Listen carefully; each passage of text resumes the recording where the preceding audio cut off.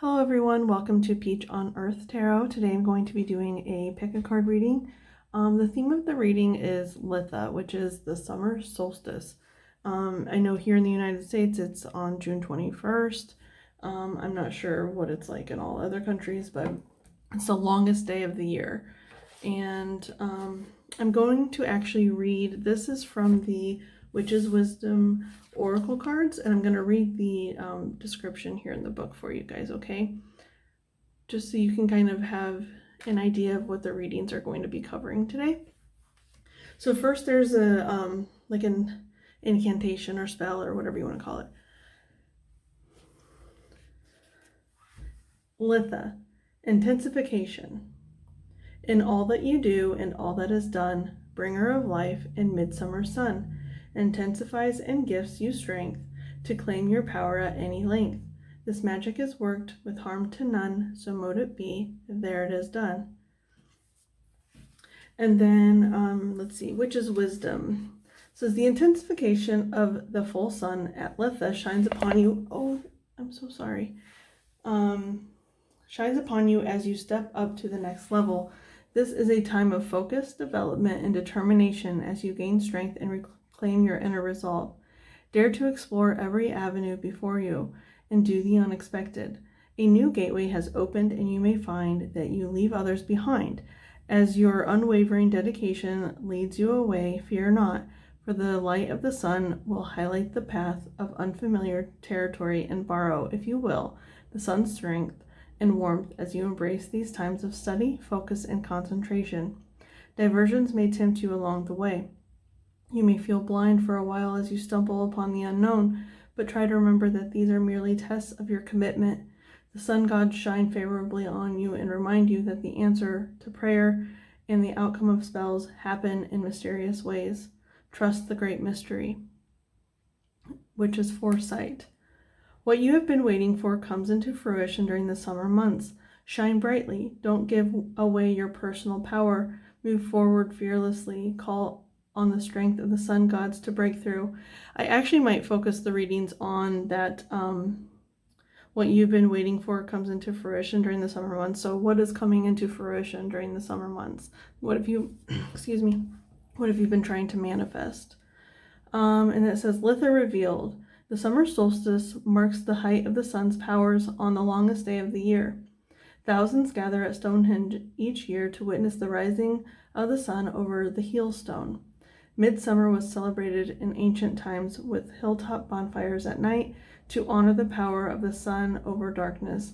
This is a time of abundance, fulfillment, and strength.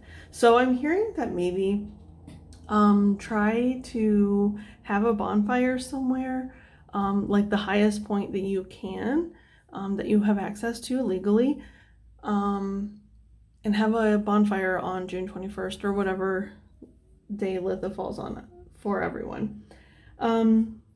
So so that's the reading we're going to be doing today. Next, I'm going to lay out 4 piles, and you will get to choose your pile. Okay, I know I said I was going to do 4 piles, but I decided on 5 because the date, June 21st, 2021, breaks down to a 5, so it felt appropriate. Okay, so these are the 5 piles that you can choose from. Pile 1, represented here by the clear quartz.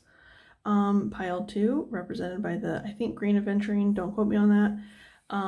Pile 3, with the pink, or the rose quartz. Pile 4, with the chevron amethyst. And pile 5, with the lapis lazuli. So you can go ahead and take a minute to choose your pile. I'll give you a few minutes or a few seconds, and then you can pause it if you need to.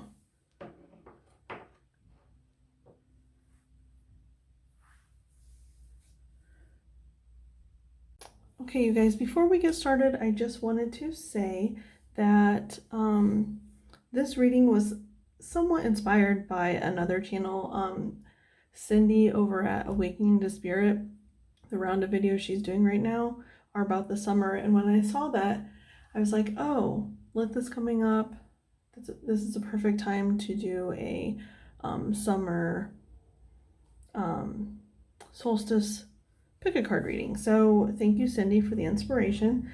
And also I wanted to just point out that the decks we're going to be using today is the Herb Crafter's Tarot, the Akashic Tarot,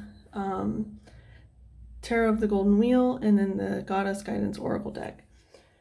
So yeah, we'll go ahead and get started with pile 1. Hello, pile 1. So the pile you picked is the Clear Quartz, and the card that goes along with it is number 20, Awakening, from the Herb Crafter's Tarot, and the herb is Tulsi, which is it's also called holy basil. Okay, so let's see here. What they pointed out to me, because I did read the description for it in the book, just so I could get an overview, because I'm not an herbologist, I don't know what the word is. So I wanted to get an overview, and some things were really sticking out to me. So this here is called a mala, and a mala is it's like a sacred meditation tool, and it has 108 beads in on each mala, and the beads, it's for like counting mantras is what the 108, because 108 is a really highly spiritual number. I'm going to go into 108 here in a little bit. Let's see. So they also point out, or not the book, but like my research that I did on the mala, the more you use a mala, the stronger it gets. So it's like your intentions that you put into it are really important. Like if you're putting positive intention into it, then it will reflect back to you positivity, and it'll get stronger and stronger the more you use it. If you have negative intentions when you use a mala beads, that obviously wouldn't good, because it would intensify and reflect back to you the negativity. Let's see, so 108. Some of the meanings, just the general meanings of why mala beads would have 108, is, so some people say that the soul has 108 stages that it goes through before it reaches like the pinnacle. And then they also say there's 108 energy lines connected to the heart. And then, that's the only 2 I wrote down. And then there is a 109th stone. And what this is, it's also called a guru stone. And it just is a chance for you after you finish your meditation to give thanks to, guides, gods, goddesses, whatever it is that you are focusing on. So yeah, that's kind of that. I am going to read what the book says for you guys. What was I going to say? Hang on just one second.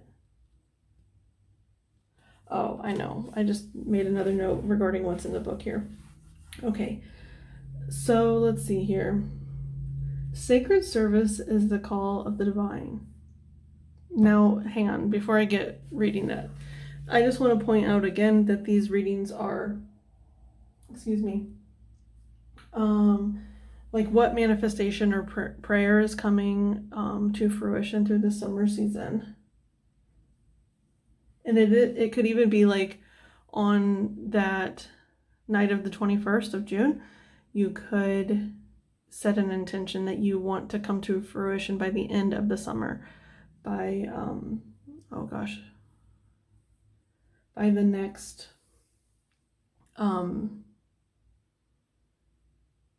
holiday, like pagan holiday. So okay, I had to look it up. The fall equinox or autumnal equinox would be the next one, which is like September 21st or something. It's called Mabon is the next one. So if you're trying to manifest something, it's almost like you should start on Litha and end on Mabin is what I'm hearing. So that could be for you. Let's see. Okay, now I'm going to read this, what's in the book. Sacred service is the call of the divine. Reverence for nature inspires connection with all beings. Tulsi, also known as holy basil, has been a highly regarded panacea for over 3,000 years. It enhances memory, restores energy, and clears toxins. When I heard the clears toxins, it's almost like I heard something about like addictions, about clearing your energy of like addictions in that way, of that they are toxins. Like you're wanting to manifest the ability to give something up almost. Or maybe you will use this time frame in those 3 months in between Litha and Mabin and use that time almost as like a Lent, where you give something up and see how your life changes in that time frame. So, and maybe the mala is important in this sense because it'll help give you something to like focus your mind on. Like whenever you're feeling a craving, you can do the 108 mantras of why you're doing this for yourself. Okay. Take care of your well-being and awaken consciousness. Committing to rituals that have special meaning for you will lead to spiritual awareness. Free your life of anything that keeps you from your purpose. That's so interesting, because it's like once we do clear out toxins from our body, from our environment, the people we surround ourselves with, it's, like our spiritual abilities or just our abilities in general are enhanced when we clear out the clutter. So let's see here. Deepen your relationship with what enchants you. Devotion to your holy work spreads goodness to all. Crafting with awakening or Tulsi. Make Tulsi incense to increase awareness. Drink Tulsi tea to restore good health and bring the body into balance with the spirit. Find guidance regarding your purpose. Begin a year-long devotion to a single element of nature. Now that's interesting because I was talking about Litha to Mabin. Maybe it's Litha to Litha that you're supposed to be doing this like 1 year free of whatever you feel is holding you back the most in your life, or or something that you feel like it's like the first thing that you could possibly give up. Maybe don't jump to like the hardest right away. Start with something that you really believe you can do. Like say, I don't know, what's an example? I'm getting walking or biking to work instead of driving. So it's like do that every day for a year, or do that every day until you've transitioned, or even maybe like every 3 months you do one. For a whole year you do it, but every 3 months at each of the solstice or equinox you do another step in the process. So yeah, that's what I'm getting with that. We're going to start with your Akashic Tarot that you got. Let's put this up here. Okay. Now, you have the King of Roses.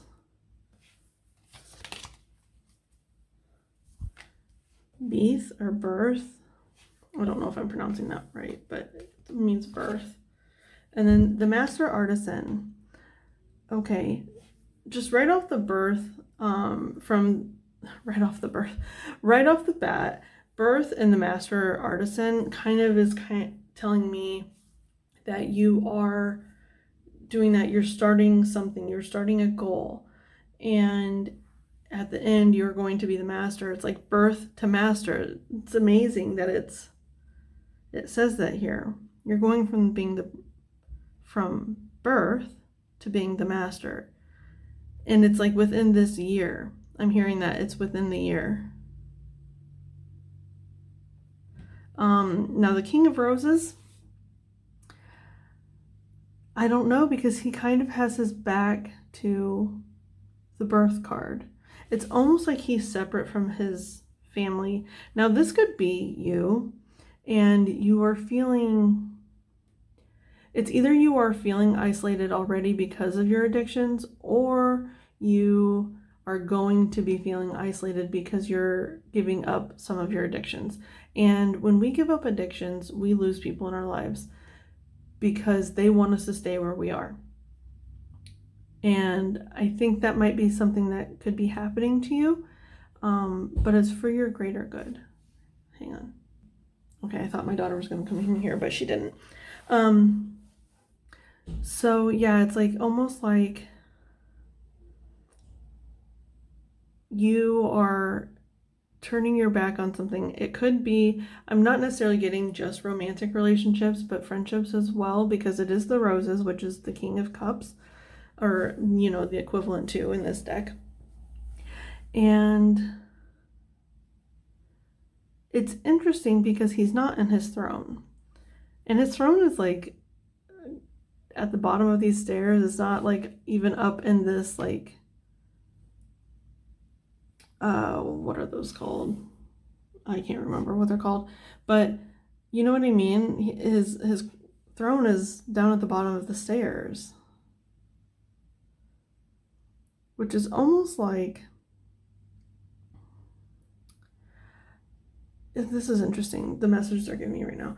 It's almost like your addictions or your things that are keeping you from your clarity, it's like they've brought you down some levels. And if you look at this, there are 3 tiers here of stairs, or 4, I guess, to even go up here. So what I'm seeing is, it's like this is the first tier. This is the summer, from the summer solstice to the autumnal equinox. This is the autumnal equinox to the winter solstice, and then the winter solstice to the spring equinox. And so summer, fall, winter, spring. And each time you're carrying your throne up a level. And then by the end of the year, your throne will be back up at the top where you belong. But right now you're kind of like down in the midst. And I mean, flowers are good, people are good, but they also have thorns, you know? So it's like you're down in the midst of things that can hurt you, not allow you to thrive. So I think with each of these manifestations or prayers that you're doing, I'm really getting that you need to get like some mala beads if you don't have them already, and doing these meditations every single day, as many times as you need to throughout the day. So you can, it's like you're just lifting your throne up to the highest level, so you can actually be king, or, you know, it's not like a male energy, it's just like you can be in your highest power.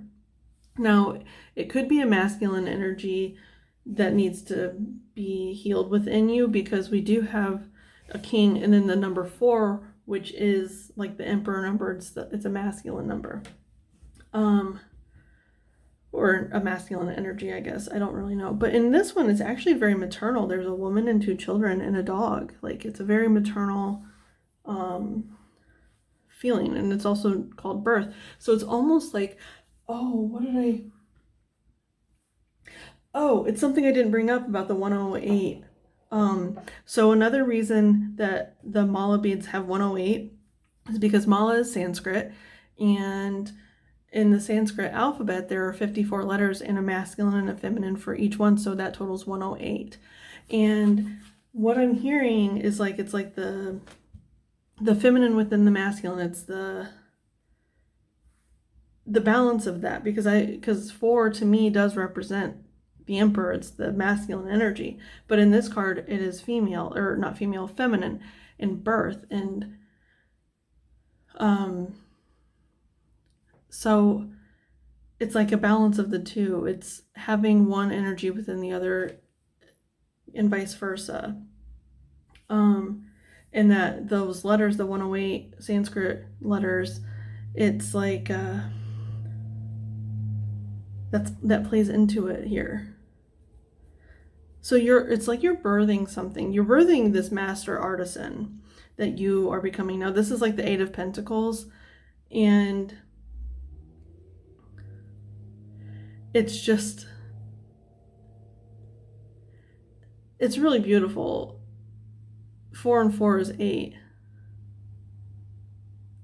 I don't know why they pointed that out, because it's like masculine, feminine, 4 and 4 equals 8. So it's like the balance of that. These things that you're going to be doing, it's intensifying your spirituality. It's intensifying your gifts and abilities.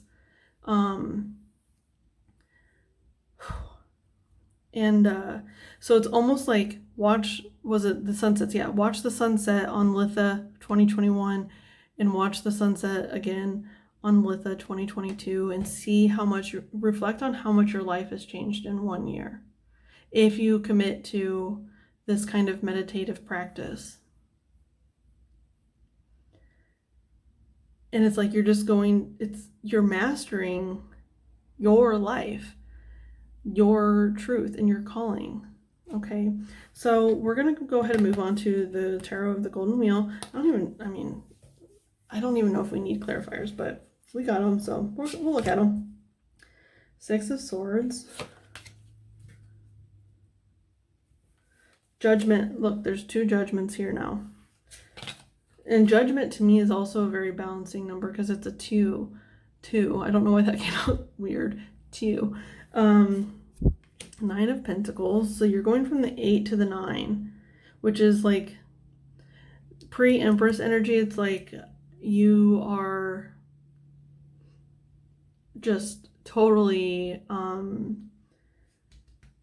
abundant, total abundance. And then the 7 of Cups. Interesting. Okay, I know what the 7 of Cups is saying, because it was interesting that it came out here at the end. But what it is like by the year's end, you get to choose like another path, another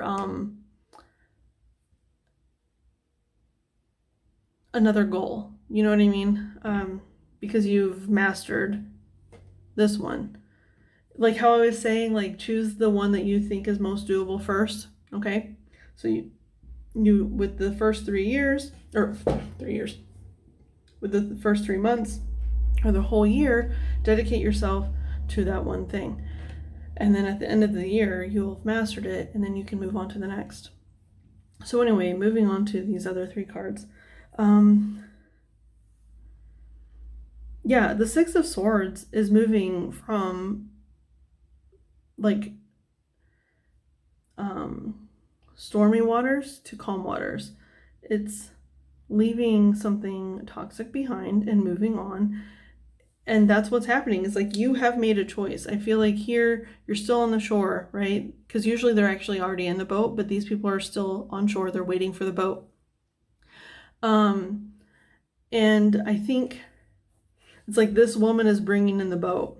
She's like, look at this boat. And she makes it so appealing and so enticing that you can't not get on the boat. You can't stay at the bottom of the stairwell. You have to get on the boat. You have to carry your chair up. You like don't have an option. I mean, you do, but you don't. Like the universe is gonna get to you sooner or later, either now or later. The choice is yours. So, she's bringing this boat to you, and then this is what's on the other side. This 9 of Wheels is on the other side. It's just ultimate fulfillment. Look, she's like touching her little wheel, like, look at my prized wheel, look at my prized rooster. And like, it's just, she has succeeded. She has become the master. Okay. Now, your advice here is Kuan Yin. I think I'm saying that right. I'm sorry if I'm not. Compassion. Now, this is interesting because she's sitting in a lotus flower and she's holding a lotus flower. And in this card, there's a lotus mandala behind the bowl of Tulsi. Oh, and I got something earlier about the oil, like it's an oil burner right here, and I assume it's like Tulsi oil, but it's helping you like burn the midnight oil, or maybe that's what you're escaping from, is like burning the midnight oil, working too much. And it's almost like you have to break the habit. I'm getting this as an example for someone. You have to break the habit of working too much, and instead of like working harder, working smarter is what I'm hearing. Yeah, because it's almost like busybody down here with the roses, but the further you get up, like, I don't know, you're just okay. Release judgments about yourself and others.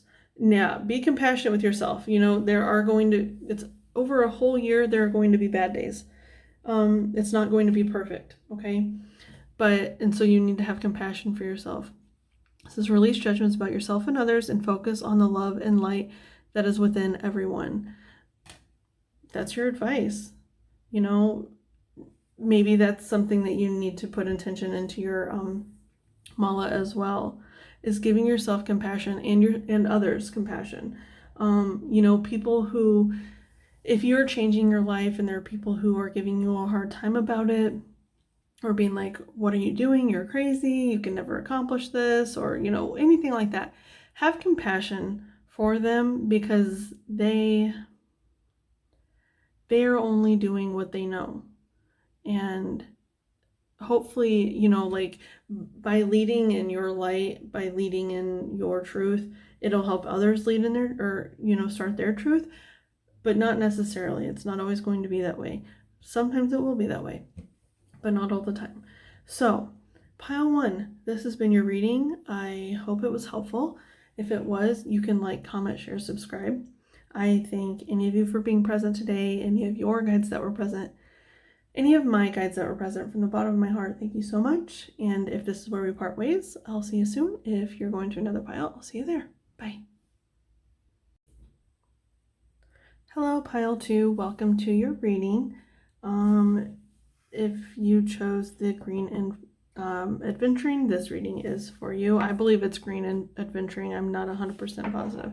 But so it is number 12, the Hanged One, Burdock, from the Herb Crafter's Tarot. Now it's, kind of equivalent to the Hangman in the traditional tarot. So what I was getting, the message I was getting was like, numerologically, the Hangman breaks down to a 3.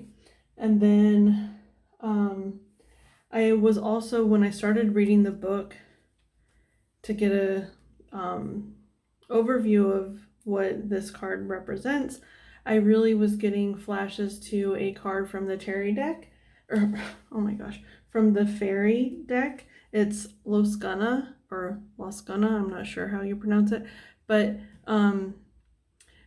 it's like a scorpionic energy almost, but like a little bit lighthearted. But it's kind of about seeing the good in the bad.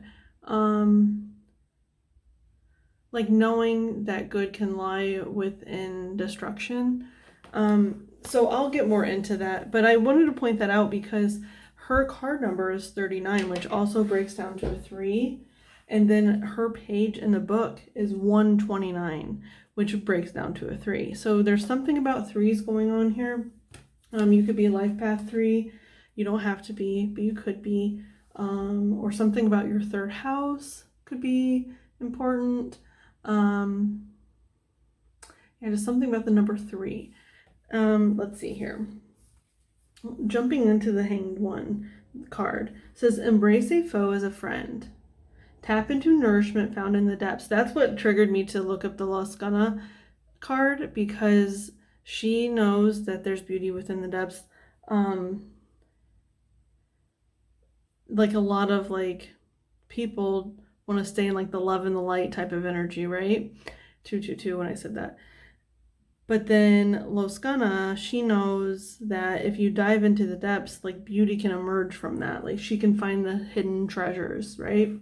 And that's kind of like the Hanged One is like looking at things from a different point of view, like different from the the typical way that it's looked at, right? It's like viewing life through a different lens other than your own usual lens.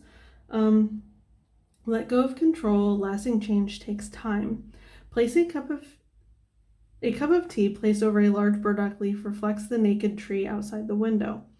A large clean root rests on the table, the tendrils forming in the shape of the hanged one, legs crossed like the numeral 4, which I don't see that. The legs crossed like a numeral 4? I don't really see that in the card, so if you see it, point it out. Let me know where it is. But anyway, burdock root runes spill out from their blue velvet bag toward a little beeswax candle. Challenge presents an opportunity for growth. Though burdock is a tenacious weed, it can also be a valuable plant.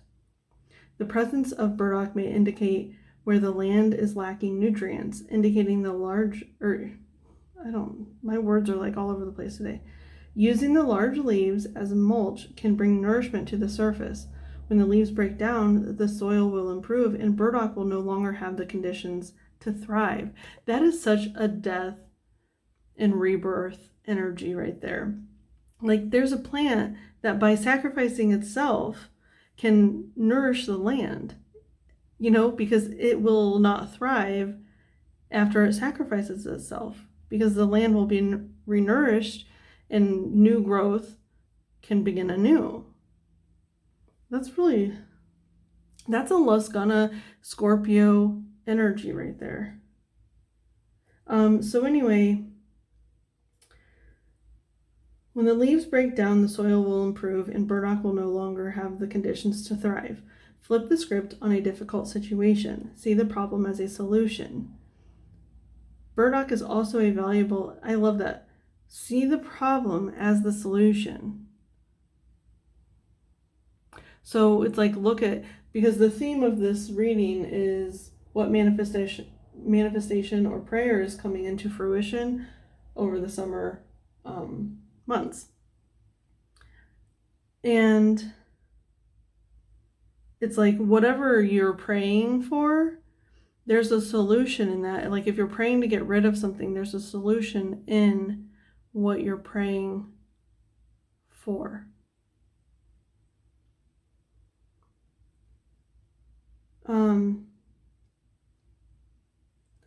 That's so interesting. It's like you have to go deep. You have to dive deep in order to really find the truth.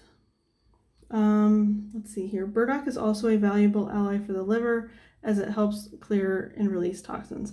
Now that kind of makes me think of something about alcohol because, there's many things that can affect the liver, I guess, but the main one is usually recognized as alcohol destroys your liver. So there you could have, you're praying for like the alcoholism or something to heal that or something, or heal it in someone else maybe. The reason I'm getting that message has to do with Luscana, which I'm going to read out of her card in the book as well after I finish this. Let's see here. But healing the land or the body requires a long-term commitment. Surrender to the process. Deep change takes time. Crafting with the Hanged One. Invite burdock to shift your perspective. Sit with it in the wild, harvest it, and cook with it. Tap into wisdom from the depths of crafting burdock root runes for divination. Enjoy a slow cup of burdock tea. As you sip, silently release all that is keeping you stuck. Okay, so I'm going to actually grab the book for Luscana. I wasn't going to keep her out, but I might actually. Because what it says here is sunken treasure, discovery of self, and adventure. She's known as the Frog Queen. Is extensive both below and above the waters. Fairy waters are made up of human emotions, sometimes beautifully clear and sparkling, and sometimes disgustingly murky. Let's see here. Most of the bright fairies avoid such places. However, Loscana knows that there are treasures lost in disasters or abandoned by pirates to be found in the murkiest of waters. So that, to me, it kind of almost speaks of wanting to save others. You could be drawn or attracted to romantic partners or even friends that you think you can save. Now, that's not necessarily going to be for everyone, but it is for some, because I was getting that message strongly when it was talking about the toxins and then combined with Loscana's meaning. And yeah, so for some of you, that could be the case. That you are, they're telling me to put it like this. It's almost like she's looking at the Hanged One. It's like someone who needs to go submerge with themselves. It's like you could be looking at them, wanting to help them, almost sacrificing yourself to help them, but not necessarily, because Loscana, I think, has more self-worth than that. She's doing these things not just for herself, but also, yes, she knows that by doing these things that people will be helped, but she knows it's not her responsibility. Okay, it's like she can stir things up, but she can't be the one to change. You know what I mean? Like, yeah, it's almost like she can stir things up, but she can't heal. So, or it could just be you needing to stir your own emotions up here. Okay. By doing a deep dive, by going into the darkness. Okay. So you have 3 from the Akashic Tarot. Move those up just a bit more. So you have the keys, 2 of keys, which is the treasure. That's so crazy. Oh my gosh. Look at this. The treasure in the Loscana book, it talks about sunken treasure. In this room, if you look closely, it's in disarray. It's like something is just in disarray in your life, but the answer lies there. The answer lies in this room that has been destroyed, even though he feels like he's looked everything over 1,000,000 times, like the room is completely destroyed. Or it's almost like someone else ransacked the room and he's coming in and like, the Loscana triggering. It's, sorry. It's like someone else came in and stirred everything up, and he came in and it's like forcing him to look at what he had been keeping hidden, locked away in this treasure chest. He'd been keeping something locked away. And I'm just saying he because it's a man in the card.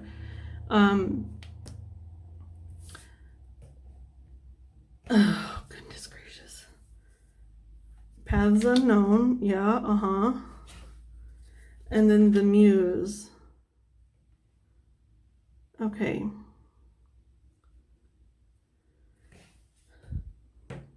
Eight of Scrolls, Paths unknown.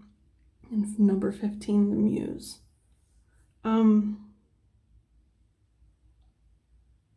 You know, there's 2 different messages I'm getting here. It's like you could either be wanting to be someone's muse to heal themselves, which you shouldn't be doing. I understand wanting to help people, but we can't tie ourselves to other people's journeys. It's like, what is it? Connected to everything, attached to nothing. That's what it has to be. You can be connected, you can want healing for other people, but you can't do it for them. They can only do it themselves. You know, it's like by going in there and destroying the room, they have to go into the room and look at everything that's been strewn out, and like they will find the answers within that, the mess, right? Like it's that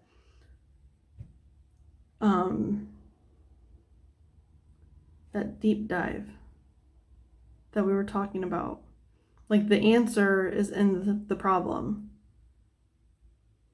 The solution is within the question, within the prayer that you have, within the manifestation you were trying to manifest. The answer is there. But something has to come in and like stir everything up. Either someone is going to do this, either you are doing it to someone else, or you are doing it for yourself. You know, those are kind of like the three options. So pick what angle you are coming from here. So he picks up the things that he thinks could be the solution, right? That's kind of like this basket of scrolls here. And there's a fox, there's a squirrel, and there's a raccoon. I don't know what the symbology is for those animals, but it's almost like the dark path, the light path, and the in-between path.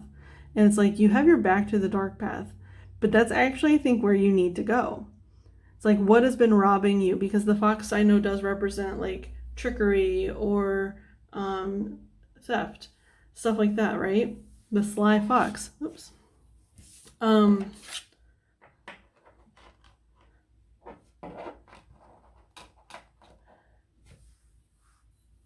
I think it's like you have to go down the path that you'll have to use your intuition more, because it's going to be darker. You're not going to have light.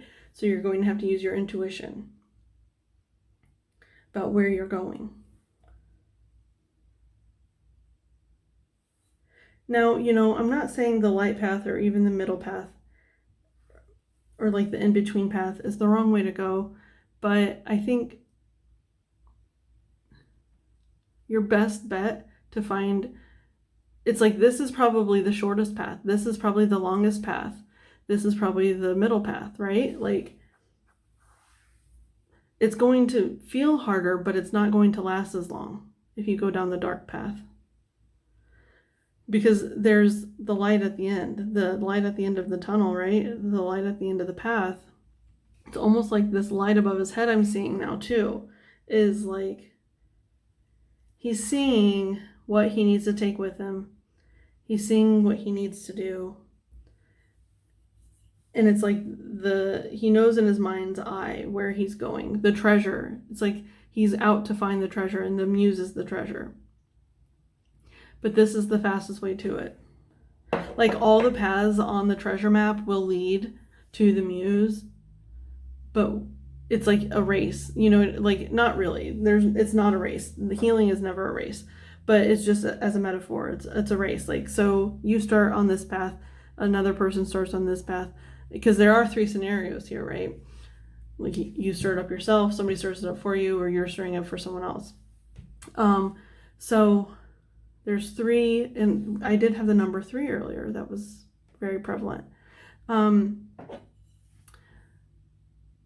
it's like a race, like who will get there first? The hardest path will get there first because it's the shortest. And then at the end is the muse. I actually want to look at the book for the muse.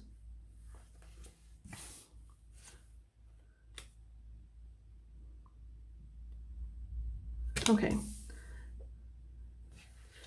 Let me get to the page here for it. The muse plays a song of upliftment and imagination. The petals of inspiration drift upon the wind, filling the air with light and creativity. This card shows a time of very heightened resourcefulness and inventiveness for you. Any creative project, new or old, can receive exceptional energy now. I'm kind of hearing like whatever it is that led you down the wrong path before, down the murkiness, because earlier I was talking about like addiction and stuff.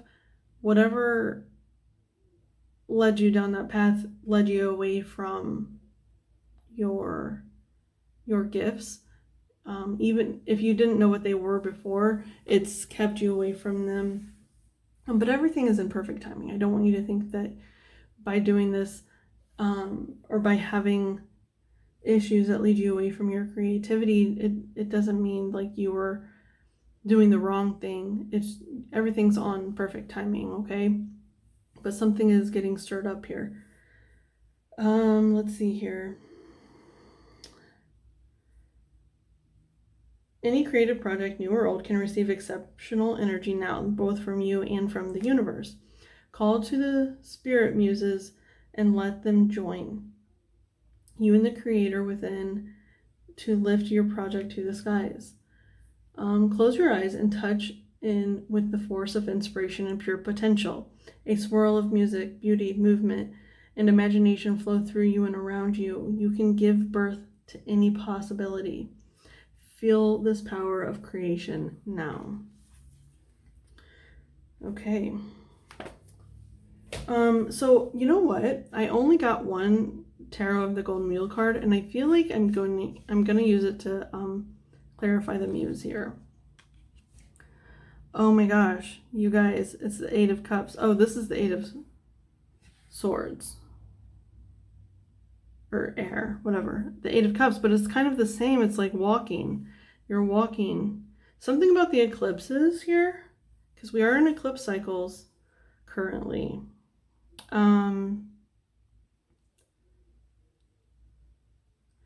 So the eclipse could have triggered, it's like it almost could have been like a tower moment that made you have to leave something behind, like whatever it is that came in and stirred up your life. That's kind of like a tower moment, right? Now I'm also getting, like how I was saying, it was either you stirring someone else up, yourself stirring yourself up, or someone, did I say someone stirring you up or you stirring someone else up? But anyway, it could also be the universe, because the tower kind of is like universal. It like when the universe steps in on our behalf to kind of change and shake up our lives. And so it's almost like, yeah, it was supposed to be in the middle, because it's a very similar energy, but it's like you're walking towards whatever your creative path is, whatever. Let's look at the advice here. I knew that this card was going to come up. I didn't see these cards when they came out. I'm seeing this for the first time here. But when I was shuffling the cards, I was like, they're going to get Kali, because I had already read the Hanged one from the Herb Crafter's Tarot. I'd already read that card. I was like, they're going to get Kali. Wow. Endings and beginnings. The old must be released so that the new can enter. That is the burdock energy if I have ever seen it.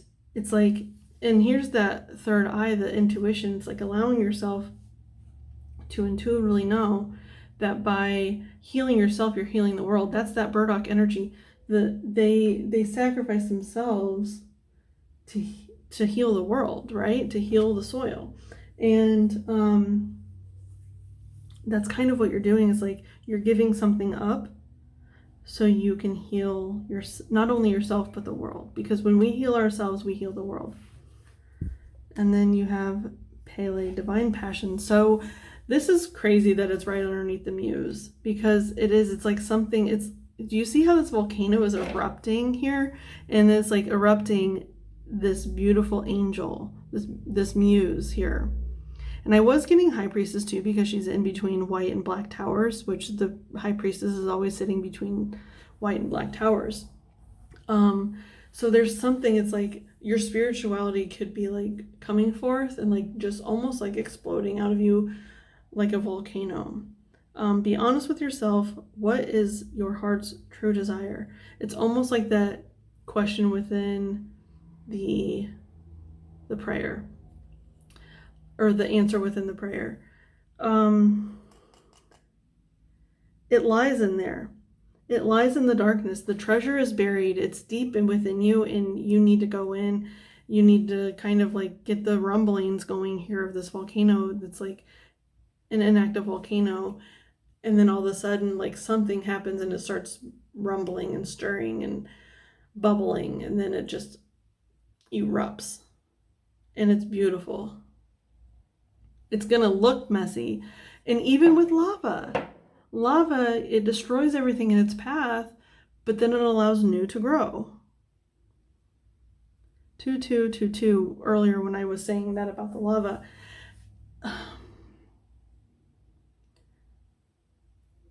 It's like you have to destroy something in order to move it forward.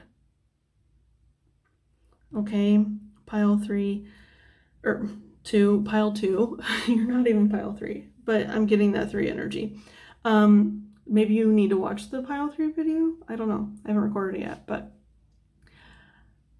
pile 2. Thank you for being here today. I hope it resonated. If it did, you can like, comment, share, subscribe. I thank your guides for being present, my guides for being present, your guides, or you for being present. From the bottom of my heart, thank you so much.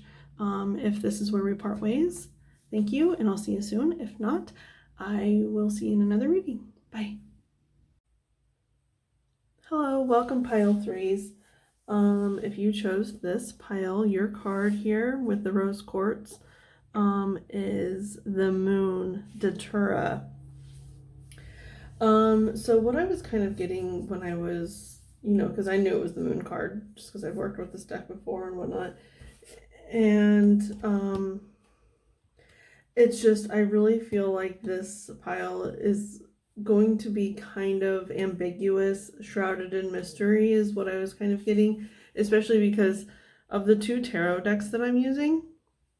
I only got, out of the Tarot of the Golden Wheel and then the Akashic Tarot, I only got 1 card each from those decks. So I really feel like we're going to have to dive deep into these cards and really look at the symbology. And I'm hearing also it's like about the lunar cycles. I think really delving into moon rituals will be beneficial for you throughout the summer. Yeah, so I'm gonna, let's see, I should have opened the page already, but well. Okay, so from the book for the wild, or for the Herb Crafters Tarot, it says, Datura, face the unknown. Yeah, enter the luminous darkness, open your eyes to night blooming magic. Yeah, those moon rituals, they would be done at night typically when you can see the moon. So yeah, there's something about like forming a ritual here for you that's going to help you manifest, because that's the theme of our reading, is what manifestation or prayer is coming into fruition this summer. So it honestly feels like in order to manifest whatever it is you're wanting, or to answer your prayers, it has to do with the moon. It has to do with even reflection, because the moon is a reflection of the sun. It has to do with, shining a light on ourselves, looking deep within ourselves. And that's what the moon rituals do. It's like, what do we truly want? With the new moons, it's like, what do we truly want? And then with the full moons, it's what do we want to release? Like, what are we holding on to that doesn't allow us to let in what we want? With the new moon. Okay. A large crystal bowl filled with water sits on a dark velvet cloth. 8 datura flowers surround the bowl. They unfold from a compact bud into the open form of a chalice. 1 white flower spins in the bowl as moonbeams hit the water. Intuitive awakening awaits. Datura has a long history of magic and lore, with witches and cunning folk. The potent seeds and flowers have been used by experienced practitioners to induce alternative states of consciousness. Turn towards mystery with curiosity and courage. Your dreams may be vivid and easy to remember, but also scary and confusing. When I read that, I heard, but also may be scary and confusing, because if you do any lucid dreaming work, like, even scary dreams aren't scary. You know how to navigate through them. But anyway, so maybe look into lucid dreaming as well. Datura is a toxic plant whose ingestion can quickly lead to a number of permanent damaging effects. Learn to speak the language of symbol, myth, and metaphor as Datura blooms with the moonlight. So it is now time to stay awake and witness the magic that dwells in the darkness. Embrace the power of the vibrational medicine. So what I was kind of getting with that message there is, like, since Datura is kind of a dangerous, potent thing that you don't want to do without professional guidance.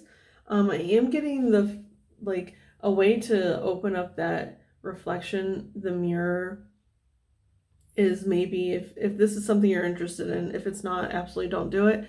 But it's like a psychedelics of some sort. Yeah, like it can really help open your mind, and so maybe like do that as a moon ritual or something like that, if that is something you're called to do. If it's not, don't do that. But um because of the datura having that ability to induce alternative states of consciousness, it's kind of reminding me of DMT, psilocybin, that kind of stuff. So it says, crafting with the moon. Use datura flying ointment to enhance your dreams. Cultivate a relationship with the moon and watch your awareness blossom. Yes, that's kind of what I was talking about with those moon rituals. It creates a relationship with the moon. Go on moonlit walks and seek out other night blooming plants. Huh. Interesting. Okay. So there's that. Now the Akashic Tarot, like I said, we only got one card from the Akashic Tarot. So hopefully we can really kind of dive into this and what it has to do with the moon. Now it's interesting, when I started your recording it was 11:11, and now just on my clock it said 555. So maybe you're seeing like a lot of angel numbers. We're getting a lot of messages that way. Oh look, and it says 5 of Scrolls. Diversity. So just right off the bat, I'm kind of getting that, by opening your mind, either with psychedelics or not, just by opening your mind to the possibility of like other realms, to other worlds,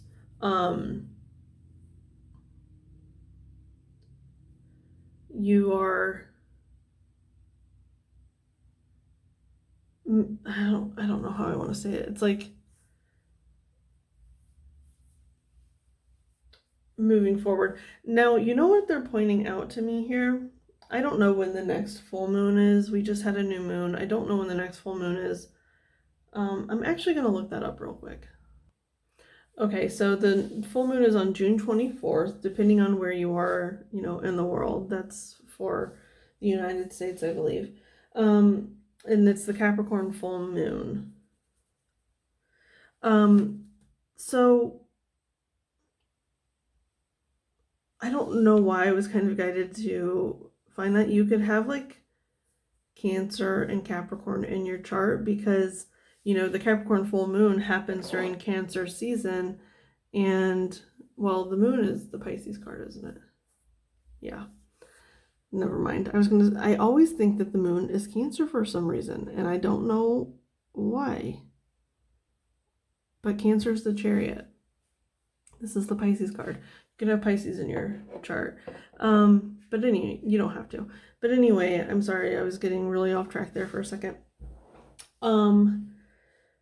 But yeah, it's almost like by opening your mind up to the possibility of other realms, of other existences, of other versions of ourselves that are out in other realms, that's kind of what you need to be focusing on this summer, is like, I exist here in this plane, but in what other planes do I exist? What is my reality in those other planes?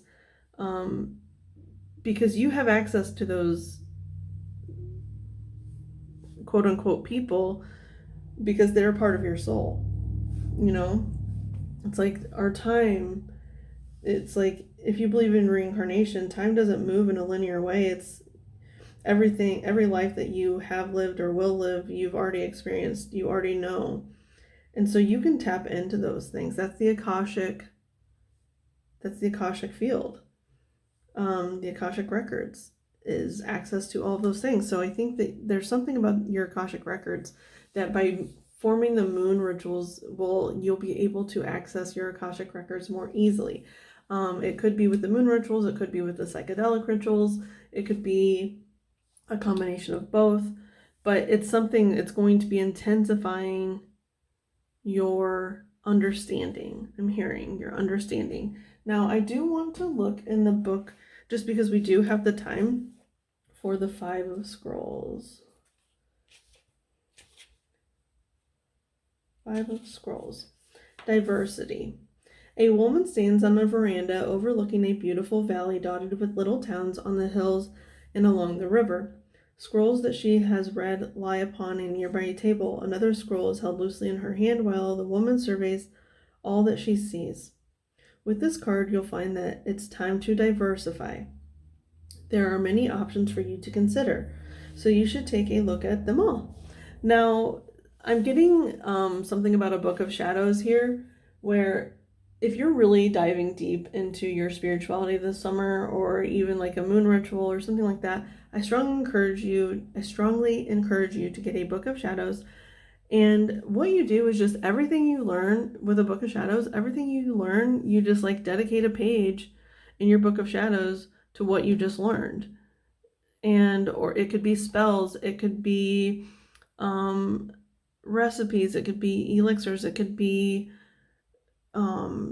just learning about the Akashic records, it could be anything that you learn on a spiritual level. You just take note of it, and it doesn't have to be any particular order. It just, when you learn it, you write it, and then the next time you learn something else, you write it. And so I'm getting that strongly, because it's like it seems like you are really diving deep this summer. You are doing a deep dive into spirituality, and maybe even like forming your own like religious beliefs, like paganism, or just a mashup of several different religions. That's what it kind of feels like. Allow yourself to try new things. Go to new places, learn new subjects, break out into different directions, and meet new people too. Don't worry about scattering your energy too thin. You're in a period of expansion. With that expansion word, I just get this intensification. Like, you are expanding at a rapid rate, and it's probably going to be very intense, but also very lovely, is what I'm hearing. It says you're in a period of expansion, so use it. Let yourself go farther afield than you planned. In the end, you will diversify in ways that introduce you to a whole new you. It's almost like if you start this on Litha, or on the full moon in Capricorn, or whatever, or if you've already started it, when you look back at the end of the summer, you will see how much you've actually learned. It's almost when we start our spiritual journey, we feel like it's overwhelming because there's so much to learn and so much information out there, and it feels daunting. But if you just dive in head first, and you don't really come up for air, you don't look back, obviously you have to come up for air sometimes because it is a lot, but you don't look back until a milestone, like a 3-month mark, the end of Litha, beginning of Mabon. When Mabon happens, you look back at your time from your Litha to your Mabon process, and it's like, holy smokes. And Mabon, by the way, is the autumnal equinox.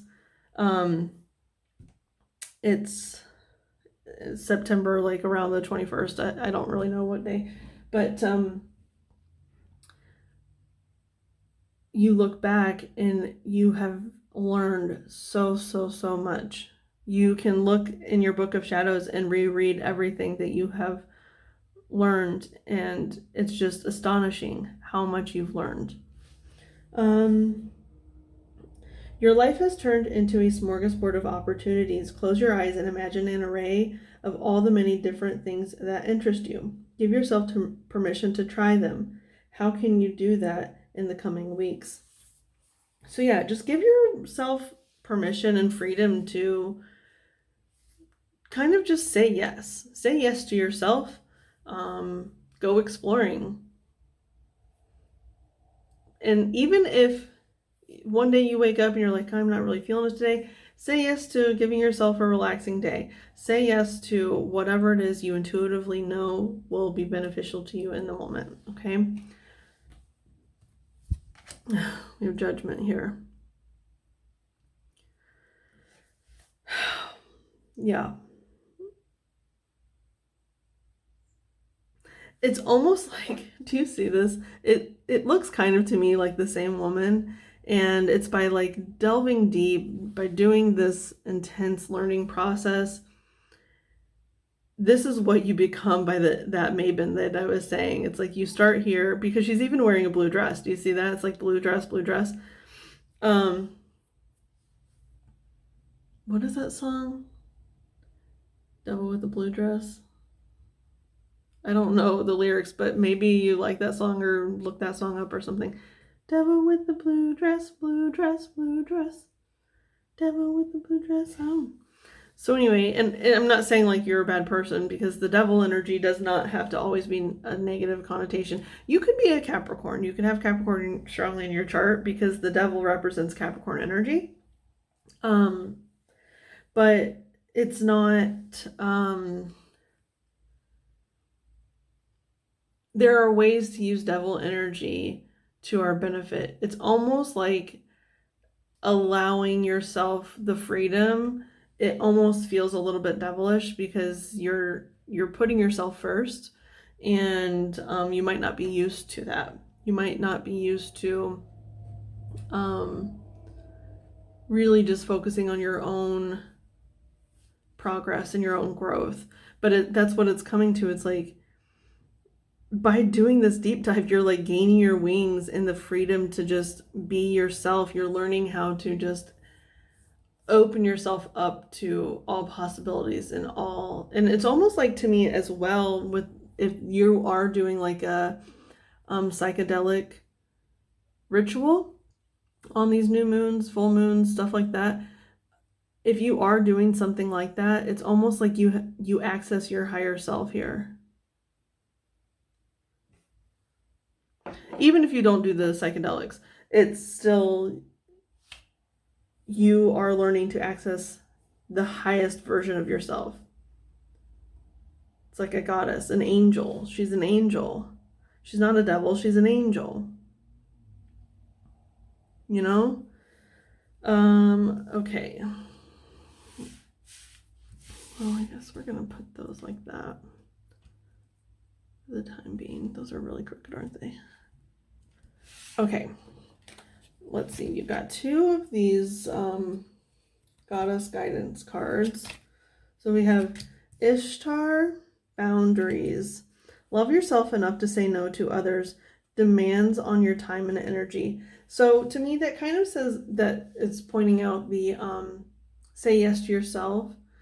When you do that, you might have to say no to others, and it might feel a little bit uncomfortable at first. But look how strong this woman is here. Like, she knows that she is worth what she's putting her time and energy into, which is herself. Like,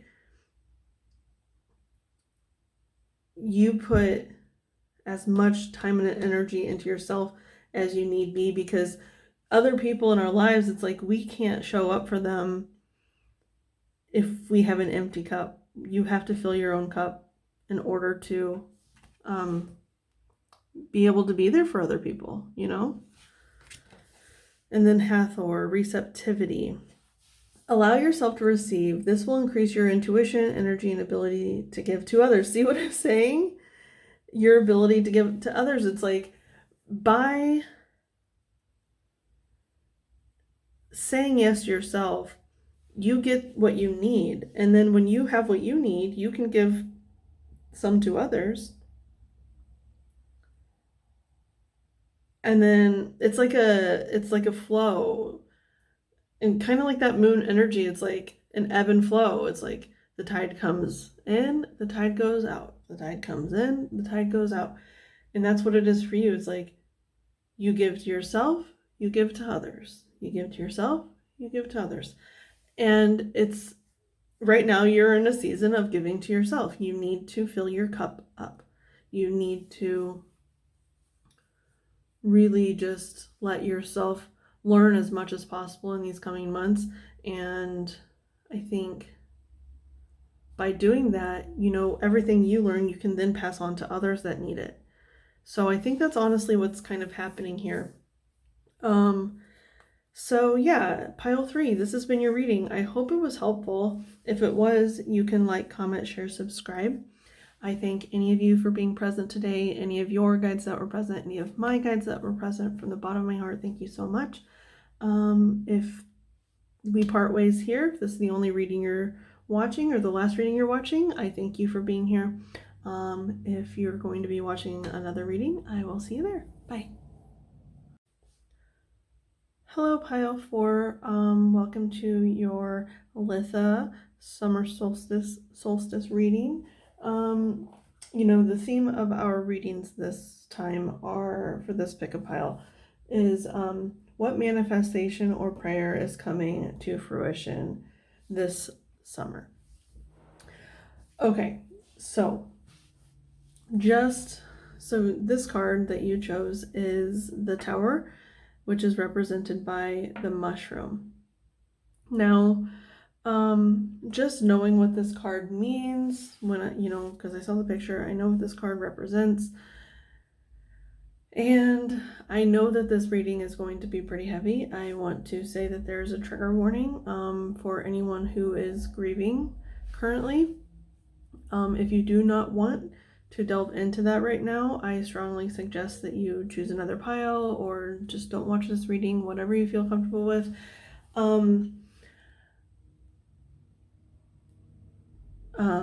What was I going to say? But if you ever feel called to return, when you feel like you are ready, you can go ahead and do that. It does not have to be during the Litha season, the summer season.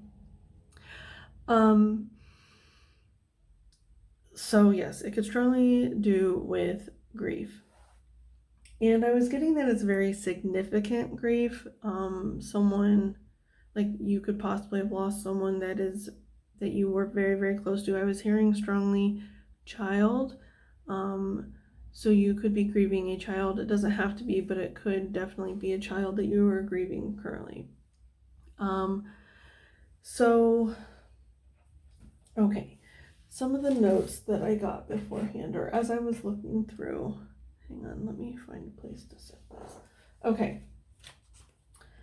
The first thing, I'll start reading from the book, and then I was making notes I don't know. I'm going to kind of put the notes in with the book. So it says, let tragedy nourish the soil of rebirth. Let tragedy nourish the soil of rebirth. It says growth from decay. Something is dying. Sorry, that was a poor choice of words. This is what I have written down beforehand. It says something is dying so something new can grow.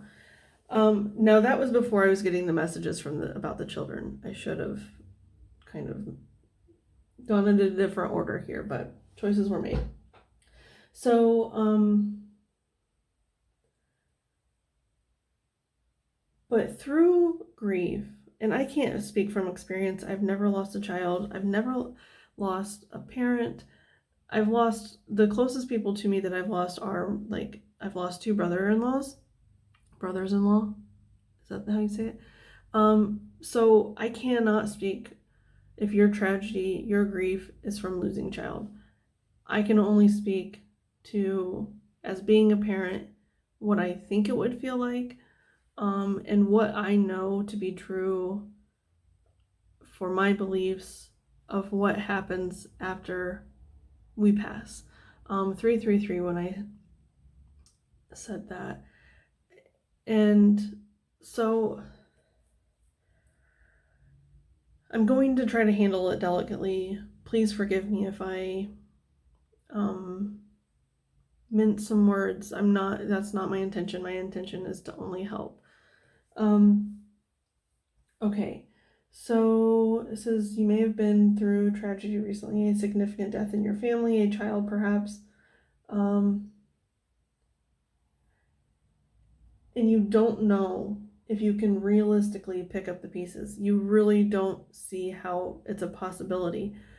I mean, you might be coming out of that feeling. You might be, I mean, that feeling probably never goes away, but you're starting to kind of maybe want to stand back up because of this mushroom energy, which we'll get to.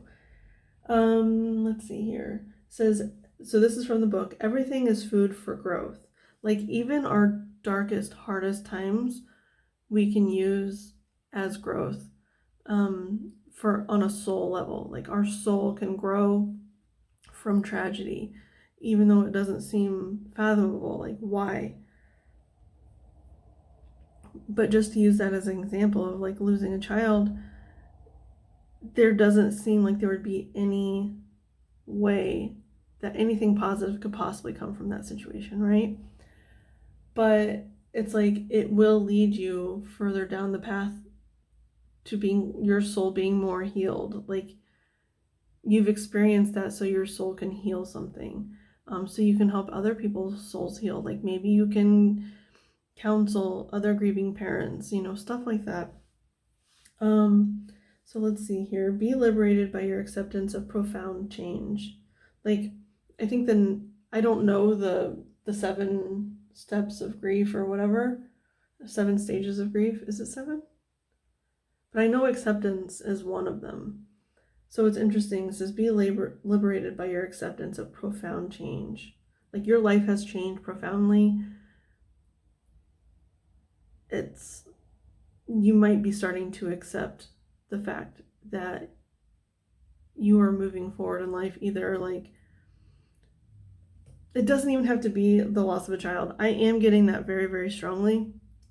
But just to use that as an example again, it's like, well, I don't even know what I just said. The thought was stolen from me. Hang on. I lost it.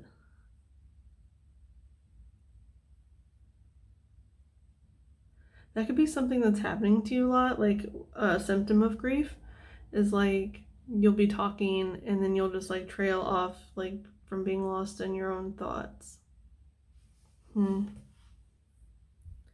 Now, it doesn't even have to be necessarily a death. I am getting strongly that it is because of the mushroom energy here, but you are definitely grieving something. Like we can grieve so many different things. We can grieve loss of marriage. We could grieve loss of employment. I'm sure a lot of us went through grief with the whole COVID lockdown thing. So anyway, let's keep reading here.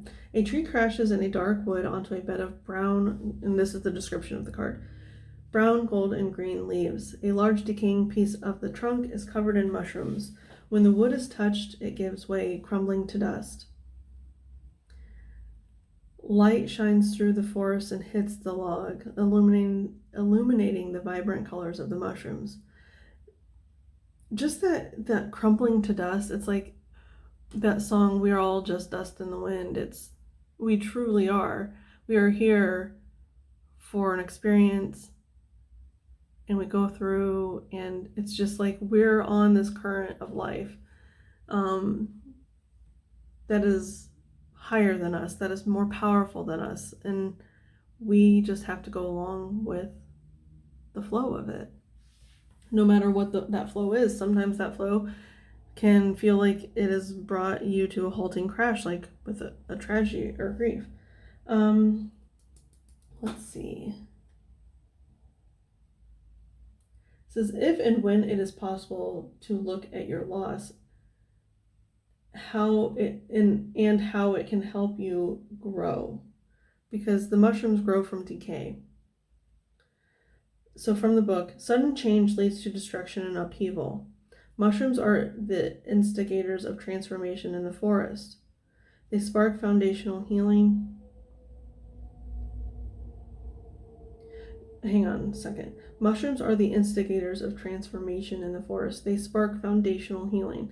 Now, the foundational healing, it's like they continually regrow and renourish the soil of the forest. They're keeping the whole forest alive. The mushrooms, every tree that falls goes through this process. Every tree that meets its, end is reborn of the mushrooms. Like it's the start of, it's like this next soul journey. It's the next step on the soul journey. So it's kind of like that's how you have to look at the grief. Like if you lost a person, it's what is the next step on their soul journey? They are continuing their soul journey. That sucks for the people on earth, right? Of course, it's sad and terrible, but I strongly believe that there are more processes after we finish here on earth. Just because I've just had a lot of confirmation, personal confirmation, that our souls continue. Okay. Mushrooms are decomposers. They convert material that is no longer useful into something living things can eat. They break down and absorb environmental contaminants, recycle decaying materials, and bring nutrients to the soil. So it's like by you going through tragedy, it's like something new will be reborn in you. You'll start seeing things in your life in a new light. What did I write down here? Tragedy shines light on the ways we have been living that don't suit us. So it's like maybe this will bring on some form of change that you didn't know you needed prior to this tragedy. You were blind to it, and this was the only way to open your eyes. Let's see here. They break down and absorb environmental contaminants, recycle decaying materials, and bring nutrients to the soil. Use tragedy to nourish the bedrock of your soul. Let the current crisis consume the false narratives you have created and rewrite your story. Now is your chance to play at the game of life anew. As mushrooms build the immune system, allow yourself to build strength through resilience. Mushrooms reproduce by shooting their spores through the air in bursts. That part to me is like that life after death, like our soul continuing. It's like when we die, the way that we are reborn is like our soul is like shot into all these different directions. It's almost like the multiverse, right? Or parallel universes. Just because it's ended in this reality doesn't mean it's not continued in another, or doesn't mean that your soul hasn't crossed over and gone to another realm. Because that's what it's like your soul, it just gets shot into the ether, into a bunch of different bits so it can build anew. Like maybe whoever it is you lost, if you lost a person, whoever it is you lost, it needed to be dispersed like that. They needed to be dispersed like that so they could go start healing other areas of the universe. Once the first shock of profound change has passed, let the new energy be released. And hopefully it helps propel you forward too. Like eventually, like you will be able to, like I said, like help others through this process if you feel so called. This is crafting with the tower. Write about the tragedy you are facing. Bury the writing beneath a decaying mushroom log. Enhance vitality to cope with change. The medicinal mushrooms like reishi or responsibly harvested chaga. Learn something new. Enroll in a mushroom foraging class. I'm also hearing, this came up for pile 3 as well.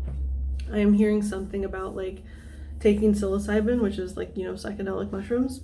That could help process your grief. Honestly, mushrooms have very, very beneficial psychological benefits. Like they have a lot of psychological benefits.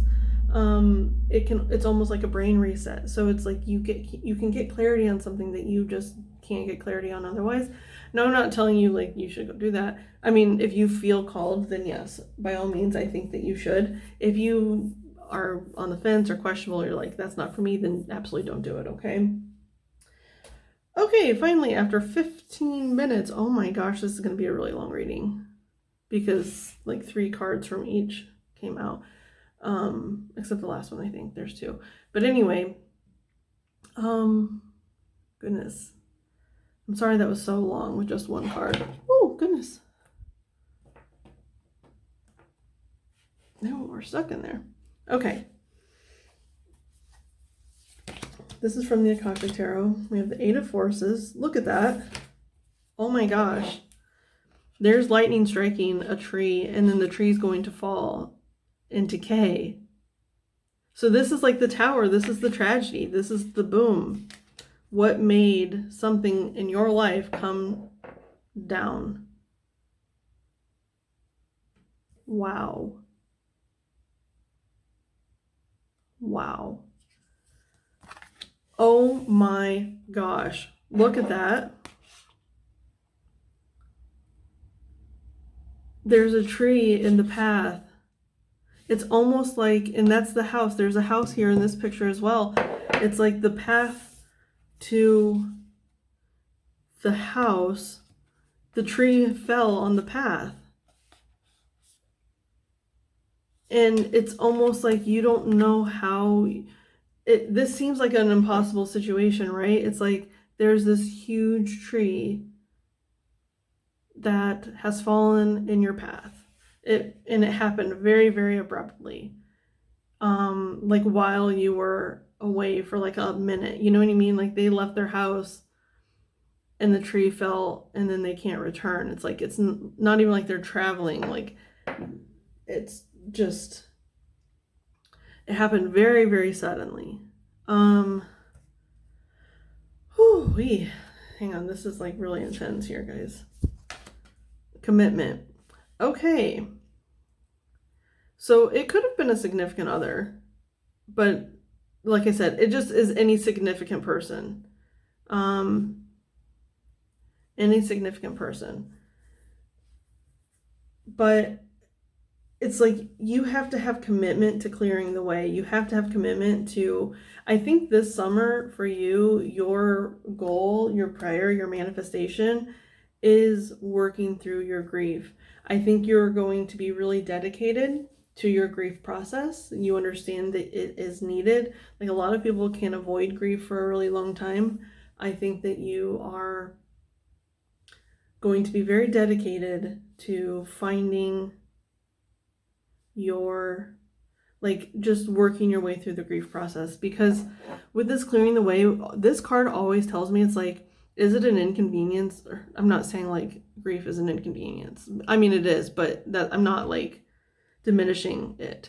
But you know, there's something that's stopped you in your tracks, right? And you're going to get busy because this man, he's not sitting there throwing a fit or anything like that. Maybe he did for a little while, but this isn't what's present currently. Currently, he has the axe in his hand and he's going to start chopping so he can get through. You know, the sun is setting. He's like, all right, the sun's setting. If I want to get home, if I want to be able to tie my horse up in their stable and, you know, or like put my horse in the stable and all this stuff, he's like, I got to get busy. So it's like, in order to move on with your life, you know that you have to work through your grief. And you're going to. I think you're really ready and you're committed to the grief process. Because you know how they were saying like sunlight or like rays of light are shining down on the log? It's almost like this. It's almost like a warm, you feel like the universe is kind of giving you like a warm hug right now to give you the courage to start the process. Yeah. Okay, let's look at these 3 cards with them. I might have to move them up a little bit.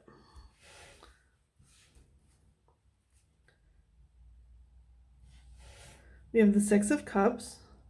Okay, that's something that tells me it could be like Could be a child or a parent, just because the Six of Cups represents childhood and things from our past. And the lightning bolt kind of looks like it's coming down and like separating the two.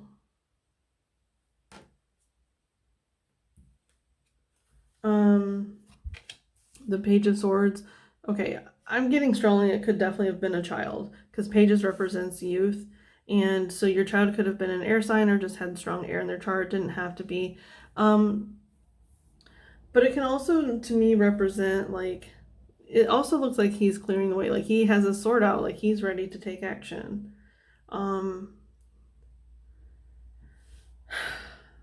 I think with this like wintry scene here, I think so the tragedy could have happened in the winter, or you're worried that your child is alone and cold and scared and defensive. That could be a worry for you, but like all the other like rays of sun and like the spores and everything like that tells me that that's not the case. Like just from what I know about, you know, crossing over, I know that not to be true. So anyway, but I do think that the universe is really guiding you on how to get started here with this grief process, you know, because like the page is the beginning of, it's like the ace through the 10 of swords is the thought and idea and the whatnot. And then the page to the king is implementing those thoughts and ideas and plans. So the page is like you're just getting started implementing this, clearing the way.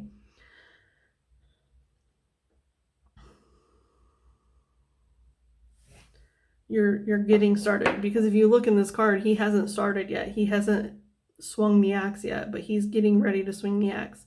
He's making sure the horse is a safe distance away. He's making sure the woman is the safe distance away, and he's getting busy.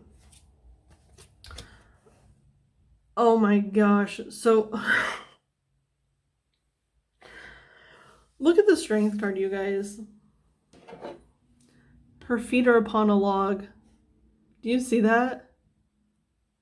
That's phenomenal. I can't believe that. It's like full circle. It's come full circle. We started with the log and we're ending with the log. And we have logs in between as well. It's like,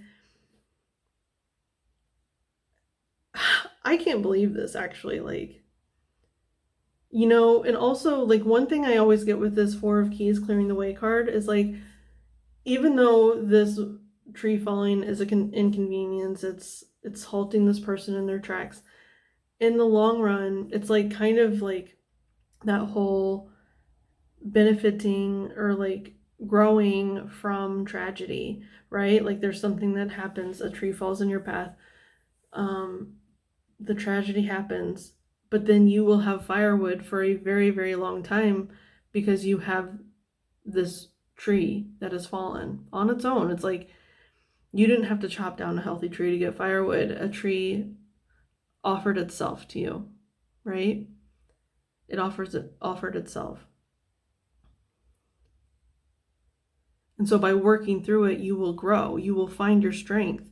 That man will get stronger. His home will get stronger the more he works through this process. And the same is true for you. You are getting stronger by working through the grief. Okay? Let's look at your goddesses here real quick. Guardian. Okay, you know I was talking about having firewood? Like I see this fire instantly here. In Artemis, you and your loved ones are safe and spiritually protected. You know what that tells me? Look at that. It almost looks like Artemis is the one shooting the tree here. But it also tells me that whoever you lost, if you lost a person, they're one of your guardians.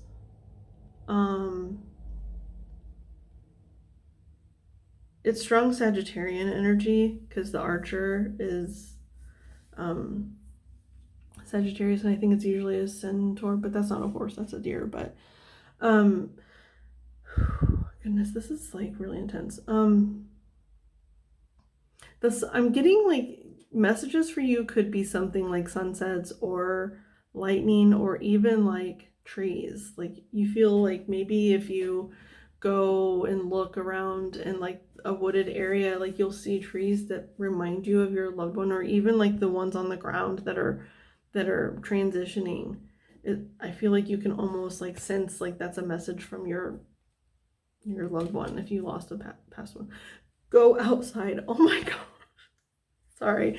I was just talking about going out and like walking around the woods and like looking at the trees and stuff. And I really think that you're being called to that.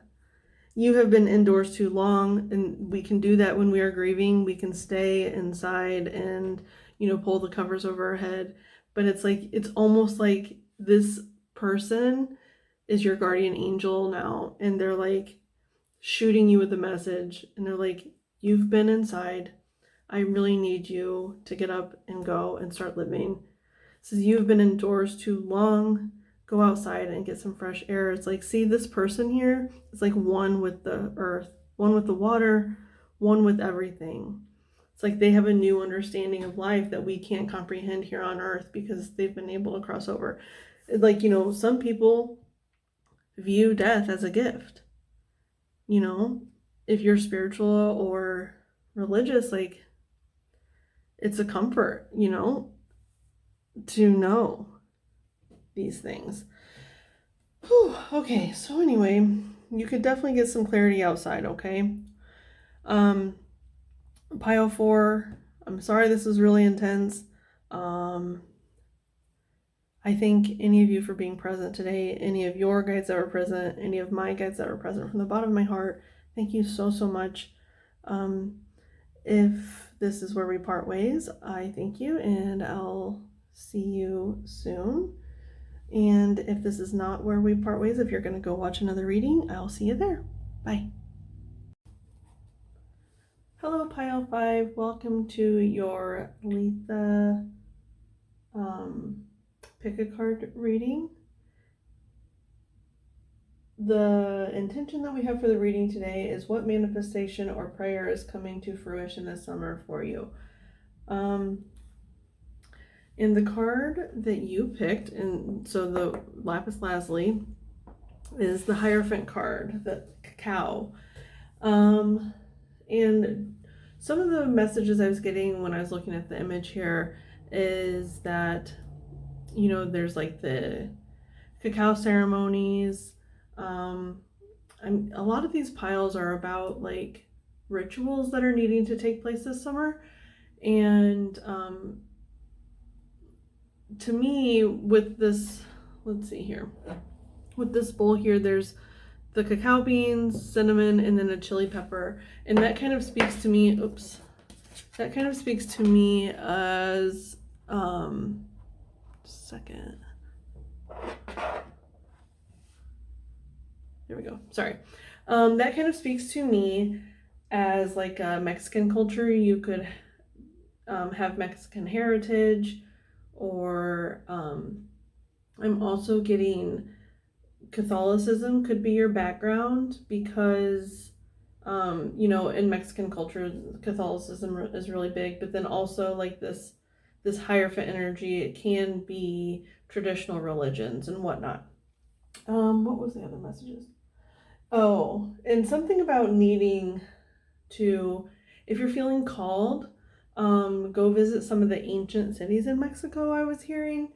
And I also was hearing, this is just confirmation for someone, but you could have a hard to pronounce name, or if you are from another culture, Mexican culture, or whatever, if you like live in America or something, people could have a hard time pronouncing your name. So yeah, I'm gonna go ahead, and that was all the messages that I got before. I'm gonna go ahead and read to you the Hierophant card from the book. Okay. Where's my pen? Okay. It says, a revelation is at hand. Seek the truth in spiritual teachings. The most potent wisdom emerges from the heart. I was just hearing, like, from the heart, obviously it's like something about the heart chakra could be coming up right now. I saw some kind of visual when I said that, but it was really quick. I did not make out what it was. But the other day I was reading about how there are 108 energy lines going from the heart or coming to the heart. So there's something about your heart chakra. Like if you heal your heart, you heal like a lot more of your body than you think that you would. Okay. A clay pot of ceremonial cacao sits on an ancestral tapestry decorated with pink primrose blossoms. So there's that ceremony coming up again. You could definitely be needing to do, like, it doesn't necessarily have to be a cacao ceremony, but some ceremony is calling to you.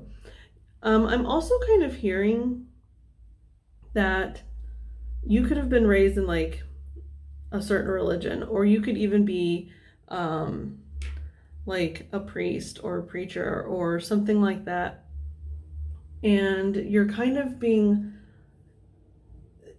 might not be for everyone, but it feels like someone or some people are being called away from that more towards like spirituality, and I think you feel torn.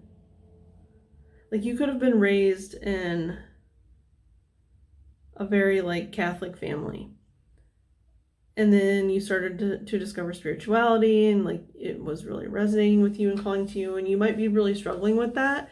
And I think like finding your heart center, I just saw 444. When you find your heart center, it will help you come to terms with that, and you will slowly become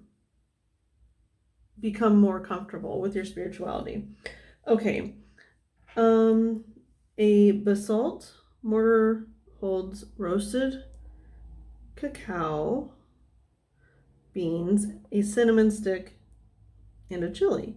A replica of an ancient incense burner in the shape of a woman emerging from a hill of cacao rests on a pile of raw beans and unopened pods. A decorative molinillo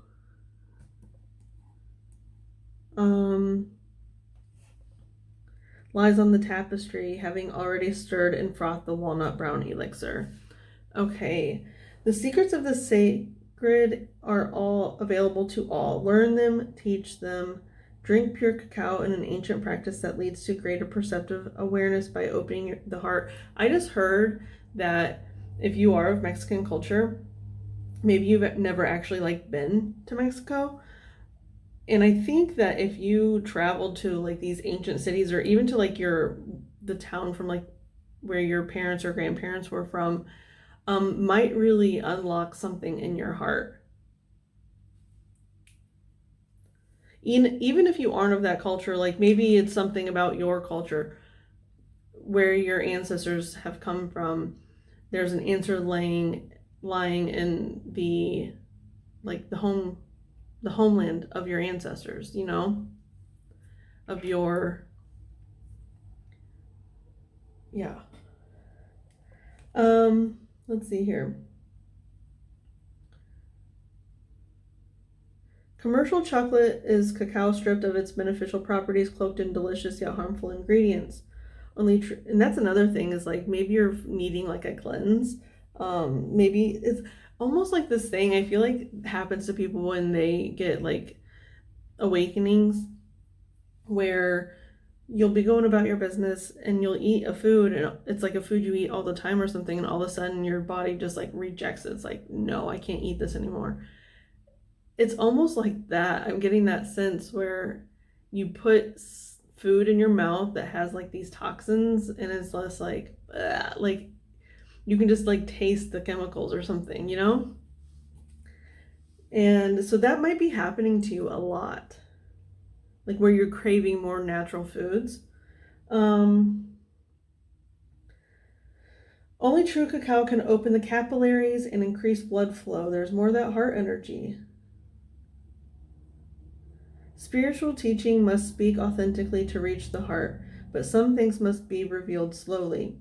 As too much cacao can cause the pulse to quicken, learning too much too fast can overwhelm. Have patience with the pace of the divine. Remain devoted to mystery, yet have respect for ceremony. Yeah, I like to say that about any spiritual journey is just take it as it comes. Don't ever feel like you're behind or like you're getting a late start or anything like that. You were always where you were supposed to be and learning at your own pace. And you know, your history, your past, like if you have strong roots in structured religion, like that you have knowledge because of that. Like there are things that you know that can help you along the way, because a lot of like religious teachings and beliefs are very similar if you look at the core values and you know stuff like that. So it is helpful to you, you know, if that's your case. Okay, let's see here. It says crafting with the Hierophant. Create or participate in a cacao ceremony and listen for an epiphany. Enjoy true chocolate. Find an ethical source of whole cacao beans. Dip them in vanilla honey. That sounds delicious. Enhance your perceptive abilities by learning about heart intelligence at heartmath.org. I've never been to that website, so I can't personally endorse it, but if you feel like going to it, by all means, heartmath.org. Okay, so let's see here. I don't think I have any other messages for the Hierophant card. Okay, 2 cards came out here with the Akashic Tarot. We have the Two of Forces. Okay, just right off the bat, I'm getting a message here for this. So the willow, it's a tree, right? So it's really, really strong. And its roots are incredibly strong because it has to have really, really strong roots in order for the top to be so flowing. It's like masculine and feminine. It's almost like that. It is like a Hierophant energy where it's based in, like, you know, religion is based in man, and then spirituality is kind of the more feminine aspect of it, and it's the Hierophant is those two combined, the structure and the beauty of religion and spirituality, structure and spirituality. And that's like the willow. The willow has to have these amazingly strong roots in order for the top to be free, in order for its branches to be able to sway in the wind. And I'm getting something about, the water and the heart. It's like they're always close to water because they probably need, you know, more water than other trees or whatever.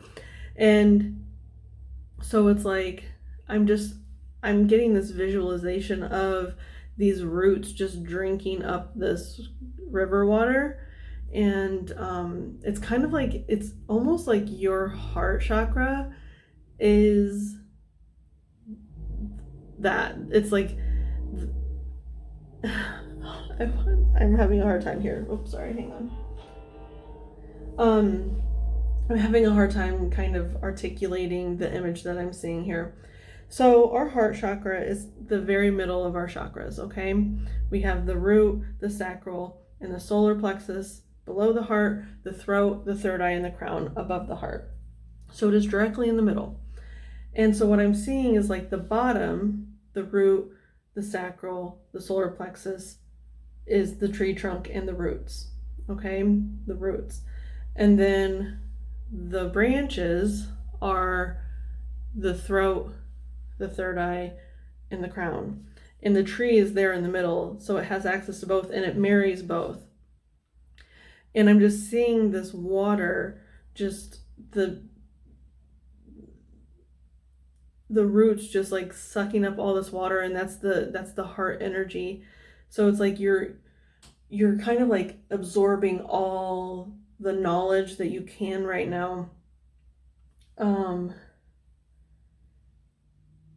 You're doing a deep dive, and like they said, like take breaks if you need to, but like I really feel like you are just like doing a really, really deep dive right now, and you're glowing. Like look at this tree, it's like it has the sun rising behind it, and it's just like glowing. Whew. Oh yeah, there's another one, I forgot. Okay, the King of Scrolls. This is pretty interesting because this guy has a bunch of scrolls and he like has all this knowledge, right? But he's in a fence. It's almost like that's how the religion makes you feel. Like it makes you feel kind of caged, where spirituality you feel a little bit more free to explore your thoughts and ideas. But you're gated in, or you feel gated in, but he's like looking longingly out there, like his truth is outside this fence. It's almost like I'm seeing it like this. Your truth, your willow tree is outside. I'm even imagining like cocoa beans on this willow tree for some reason. I don't know. But it's like you see this tree off in the distance, like because the sun is rising back here as well. So it's almost like you see the sun rising behind this willow tree, and you see your answers outside of this gate in this willow tree. Okay. Let's see here. There's only one from the Tarot of the Golden Wheel. Seven of Cups. Okay. You're being like, Seven of Cups is about making a decision, but we're kind of like hesitant about it. So I think like right now, I think what you're doing is you are doing a deep dive, but you're not telling anyone. But you know your truth is outside of yourself. And I'm getting those ancient cities in Mexico again. Because it's like once you travel somewhere, like if you go to where your heart is calling you to go and you find a bunch of answers there, it's almost like you can't go back to the gate. You can't go back to living within that small area. So, and it's almost like you might be, I'm getting this sense like you might be keeping your spirituality from like your loved ones, your family and friends, because you don't think that they will understand. So it's like almost if you travel to one of these ancient cities or something, it will give you away that you are going for, you know, like spiritual reasons or something like that. It's really quite interesting. So I think you know what decision you need to make. You know which one of these cups is right for you. It's like you're looking directly at it. And it's like they're all overflowing. Well, except these bottom two. These bottom two aren't. But they're all overflowing. But you're looking directly at the one you want. It's like you know where you want to go. But you know there's validity in these other options. Like all these cups are full. There's validity in them, but it's not your cup. It's not your river. You know, like this is where you want to be. Okay, so some advice here for you. Isolde, I think is how you pronounce her name. Undying love. The love you have shared is eternal regardless of the situation. Okay, to me, you know what that's kind of saying? This is, you know, your advice, the goddess guidance. It's kind of telling me to have a little bit of faith in your loved ones. They could surprise you by being more supportive than you think. Not all of them, you know, everybody's going to have their own reactions, but I think the most important ones, I think, will be more understanding than you think. Now, this doesn't even have to be about religion, so to speak. I mean, it is very, very religious and spiritual, this reading. But It could be things to like sexuality or your career path or something like that you're wanting to just completely change, or not even completely change. It's like it's changing, but it's evolving, because you're not leaving behind your old beliefs. You're taking them with you. You are carrying the knowledge with you, you know? So yeah, pile number 5. I think this is going to complete your reading. I hope it was helpful. If it was, you can like, comment, share, subscribe. I thank any of you for being present today, any of your guides that were present, any of my guides that were present, from the bottom of my heart. Thank you so much. And I'll see you soon. Bye.